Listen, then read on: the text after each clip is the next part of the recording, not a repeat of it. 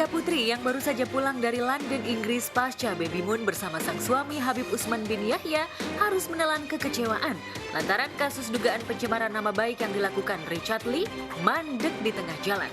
Apalagi berkas perkaranya hingga kini belum juga P21 dan harus 2 kali dikembalikan pihak Kejaksaan Negeri lantaran dinyatakan belum lengkap. Bahkan Richard juga hingga kini masih asyik memandu konten di laman video berbaginya meski statusnya telah dinaikkan sebagai tersangka. Yang dibahas menurut aku materi yang sudah pernah dibahas di Bareskrim Mabes dan semuanya sudah dijawab.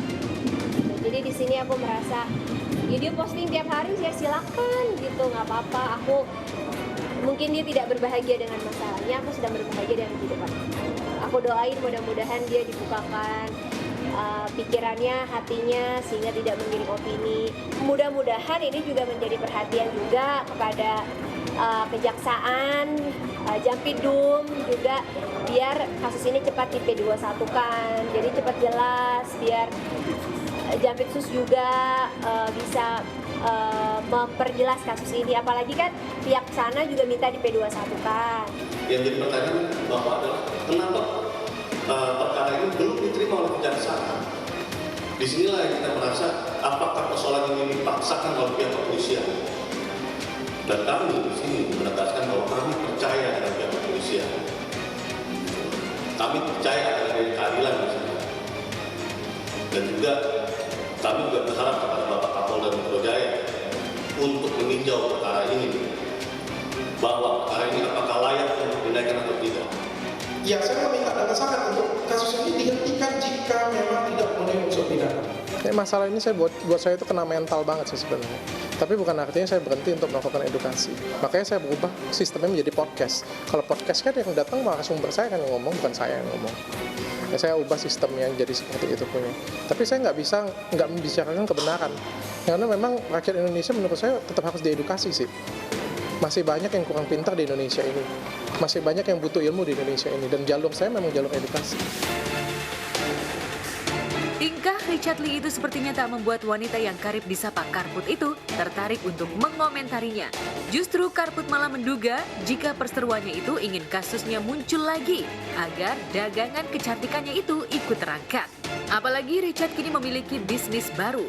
Namun yang jelas, Karput kini tengah fokus pada kehamilannya yang tinggal menunggu waktu melahirkan lantaran sudah tiap hari mengalami kontraksi. Aku nggak mau komentar karena emang itu yang dia minta sih sepertinya, biar aku berkomentar dan biar naik lagi, promosi lagi gitu.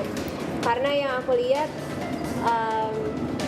yang aku bahas di YouTube aku juga gitu ya, kalau memang niatnya respon untuk kebaikan, kenapa ada produk gitu, kenapa ada barang brand dan perusahaannya gitu. Makanya saya juga sebagai itikat baik saya, dari bulan Desember sampai bulan sekarang kan saya tidak berbicara. Di media ada nggak saya bicara? Semua yang nyolokin mic ke saya. Ada saya berbicara? Nggak ada. Itu sebagai itikat baik saya. Ya udah, maksud saya sudah buat sikap seperti ini nih. Ya kalau misalnya kamu legowo maafkan saya, kan harusnya nggak usah dibahas-bahas lagi. Ya, tapi kan bukan artinya saya diam terus diserang habis-habisan. Sama seperti ya, dah kamu diam ya. Kalau kamu diam, saya melihat itikat baik dari kamu, akan saya maafkan. Tapi saya diam, habis itu dilemparin pisau. Ya mending saya tangkis aja lah. Ngapain saya harus diam seperti itu punya? Diam untuk dibodohi. Di tengah proses melahirkan anak kedua, Karput yang ingin melahirkan di rumah agar tak mengalami stres lantaran fobia rumah sakit justru dibuat kalut oleh Richard yang menggiring opini seolah-olah dirinya memendam dendam kepada lelaki yang berprofesi sebagai dokter kecantikan tersebut. Lantaran Karput dilaporkan di kepolisian Palembang. Lantas apa yang membuat Richard bisa melempar isu yang dinilai tak berdasar oleh Karput? Dengan segala kerendahan hati saya minta maaf, bahkan saya bilang, kamu mau minta apa semua akan saya penuhi. Terus apa kata dia? Dia bilang secara pribadi dia maafkan, tapi kasus hukum tetap berlanjut. Tapi di mana dimaafkan? Beliau mau apa di media sosial beliau? Beliau datang ke kejaksaan, dia datang ke kepolisian. Ini bukan minta maafin, ini namanya dendam. Kalau memang prosesnya berlanjut aja, nggak jadi masalah. Nggak perlu sampai dendam, itu namanya dendam. Dan itu tidak amat sangat tidak sesuai dengan, ya saya nggak nyangka amat sangat tidak tidak dendam seperti itu amat sangat tidak sesuai dengan image yang disampaikan oleh beliau. Yang mau aku jawab di sini cuma satu hal, ini ada opini baru nih yang dia bangun. Jangan-jangan aku dendam. Insya Allah aku bukan orang yang pendendam sama siapapun. Apalagi kalau aku dendam, harusnya pada saat dia melaporkan aku, itu 2 kasus, pencemaran nama baik dan juga dari klinik kecantikannya dia.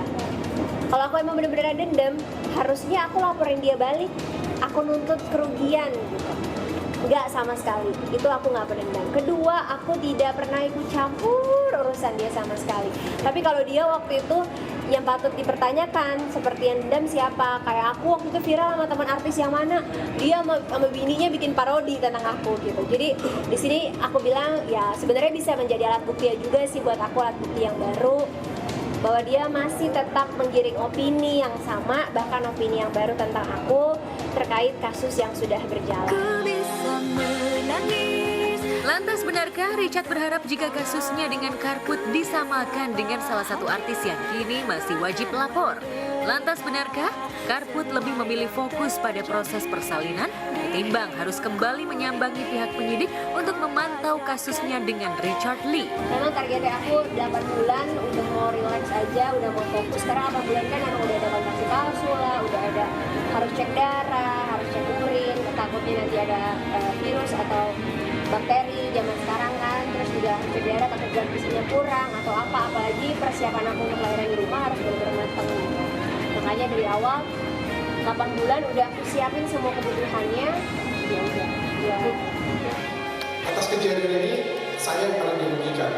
Saya merasa saya yang paling dirugikan. Kenapa saya paling dirugikan? Akun Instagram saya disita 1 tahun lebih. Klinik saya, perkembangan bisnis saya terhambat gara-gara media sosial saya diambil.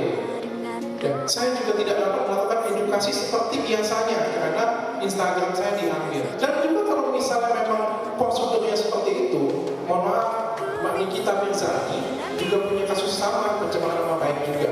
Dan persis sama deliknya. Kok nggak disita? Kenapa saya disita? Agak banyak argumen yang lucu, terus dia mau disamain sama Nikita Mirzani. Ya ini menjadi perhatian juga untuk penyidik bahwa Nikita Mirzani kan wajib lapor seminggu 2 kali, ya berarti Richard Lee pengen minta diwajib lapor juga. Itu aja sih kalau aku. Kurang dari 1 bulan, Karput bakal melahirkan anak keduanya. Oleh karena itu, ia tampak lebih rileks dan seolah tak lagi peduli dengan kasusnya dengan Richard. Bahkan, Karput sudah mempersiapkan beberapa perlengkapan calon bayinya, pun dengan Habib Usman yang harap-harap cemas menunggu kelahiran anak kedua dari Karput. Baju juga kan aku yang pilih. Agak bayar doang.